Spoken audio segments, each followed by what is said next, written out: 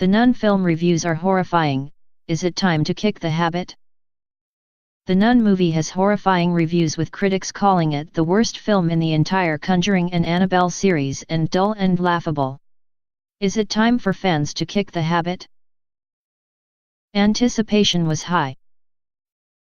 The Conjuring and Annabel films already established the terrifying world of the Warrens, and their ghost and demon-busting adventures, scaring audiences silly in the process. This movie is meant to explain how it all began, years before, at a creepy monstaery in Romania. The Nun hit headlines when protests about a jump scare teaser trailer terrifying YouTube users forced the company to take the video down. A recent London press screening showed journalists jumping and screaming throughout the traumatic experience. Is it really that scary? Apparently not.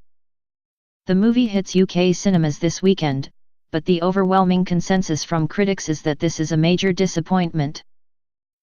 Flickering Myth, Inspite the promise of a skilled cast, cracking locale, and spooky villain, The Nun settles for drab soullessness in this disappointing addition to the Conjuring franchise. Times, the scares are non-existent. Being pulled backwards along the floor into a darkened room hasn't been scary since Insidious in 2010. San Francisco Chronicle, the dazzling effects can't mask a slow narrative. Also, creaky floors, jump scares, and just about every horror cliché we can think of, can only take the movie so far. USA Today, a mix of slow-burn religious mystery and old-school adventure that egregiously fails to utilize its greatest hit, Bonnie Aaron's terrifyingly freaky villainess of the cloth.Total film. The Nun lacks the confidence to let the location and mood speak, let alone whisper for themselves. Daily Telegraph, The Nun isn't scary enough, doesn't move fast enough, and has not quite characters who weirdly feel as though they're occupying different films. The Daily Beast, what never appears is an original idea, or even an effective jolt to rattle one's nerves and break up the monotony.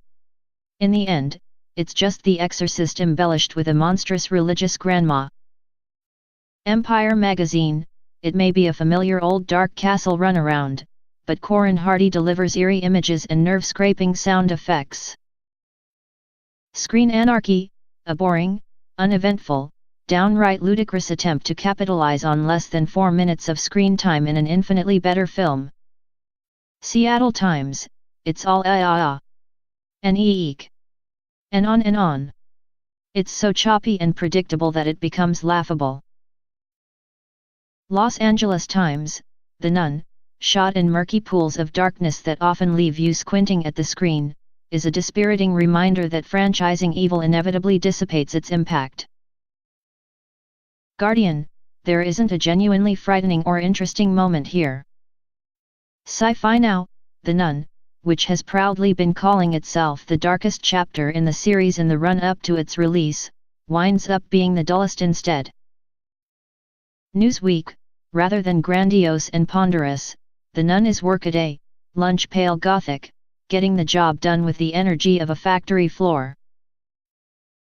Variety, there is rarely any sense that anyone involved with The Nun takes anything here too seriously, and audiences are advised to respond in kind. Entertainment Weekly, The Nun comes closest to its ideal form of go-to-midnight movie, the fun younger cousin of the Conjuring movies with less build-up but more of the money shots you'll come to a theater to see. Hollywood Reporter, it's good clean fun nevertheless, and the set pieces expertly supply the tension and release satisfactions of the genre.